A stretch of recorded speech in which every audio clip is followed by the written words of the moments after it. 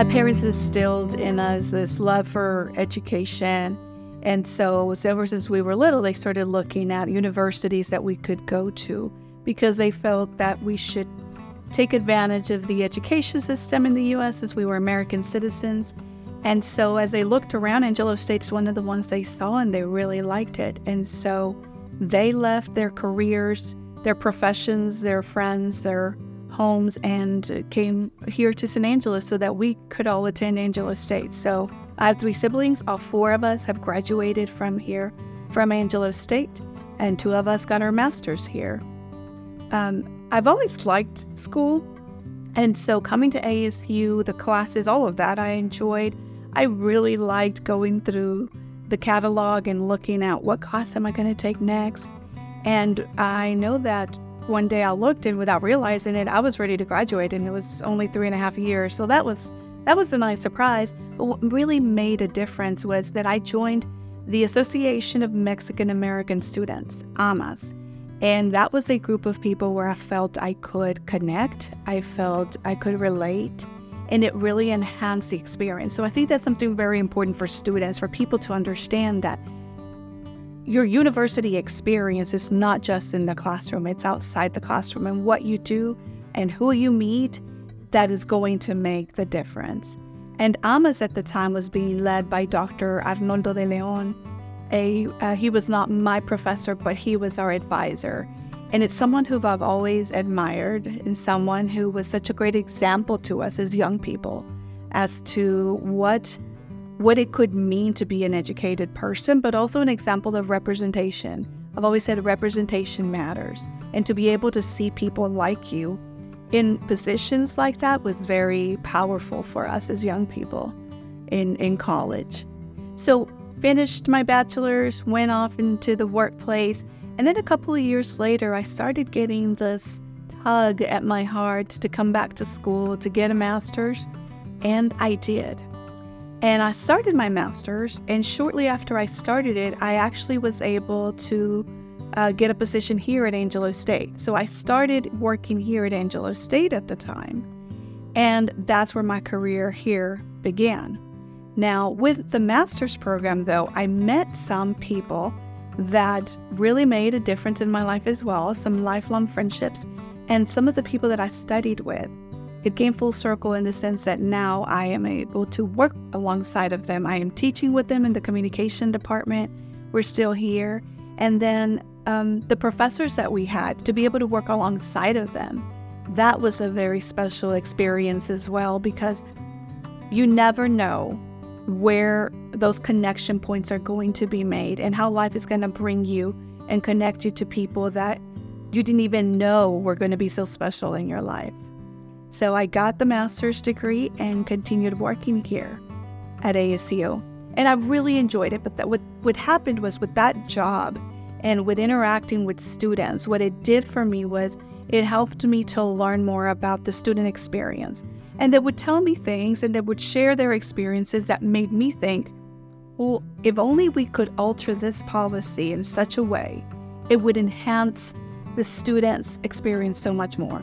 Or if we could add this program, or if we could do away with this rule. And so I've really got to thinking, okay, well, if you're ever going to be in a place to affect change, then you need to be able to move up. And how do you do that in higher ed? Well, you need to get more education. So I prayed about it, thought about it for a while, and decided that getting my doctorate is what I needed to do. And so at that point, I applied for different programs, and I was also awarded the Grow Your Own Scholarship by Angelo State. And I went and got my doctorate at UT Austin. But when I say I went and got it, is not like I moved there full time. I lived there half of the time, and I had a place there. And I commuted every week for 3 years, and then once a month for the last 2 years, because it was all face-to-face. It was not online. And that was a grueling experience, but it was one that helped me to grow, and it taught me a lot of lessons. When I finished my doctorate, I was offered the opportunity to join the classroom in the Department of Communication and Mass Media. And I was not expecting that, but that is the route that life took me. And I figured that I would like it, being in the classroom. I figured I would like it. I found out that I loved it. And those 10 years of teaching were some of the most fun and interesting and fulfilling years that I've had professionally. Being in the classroom with students is a privilege, and I am so grateful I got to do that for 10 years. Right around the 10-year mark, a new position came available here at Angelo State as a Chief Diversity and Inclusion Officer for the campus. And I applied, and I was lucky enough to get it. So within that role, it took me out of the classroom full time. I still continue to teach about one course a semester, but then it just takes me in a different direction that is more related to campus-wide initiatives and other student programming. And that has transitioned into my current role of institutional officer for multicultural and community engagement and success initiatives. I feel that this position has allowed me to be, more importantly, first and foremost, in a place where students are able to see someone that might look like them. And that's something that we didn't have before many years ago at ASU. I never had a professor in the classroom here that looked like me. And I got a bachelor's and a master's here. And I never had a Hispanic professor in the classroom. And so I think what that has done, what my position, both in the classroom and now on campus have done, is allowed to see other students, a face that might look familiar, maybe someone who speaks their language, someone who they can connect with. And in that sense, I think it's able to affect change.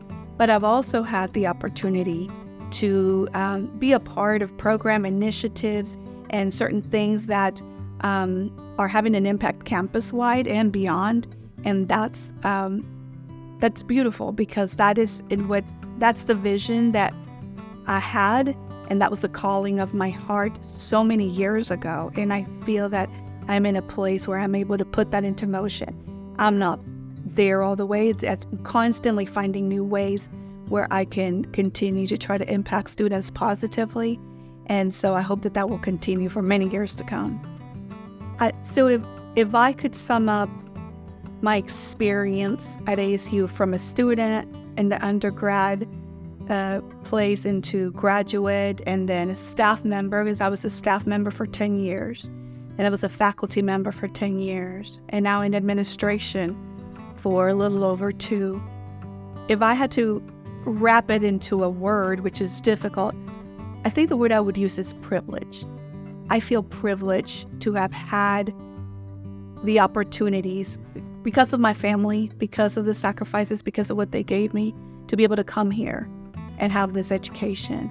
And then the privilege to work here as a staff member, to understand that experience and to work with students so closely from that angle.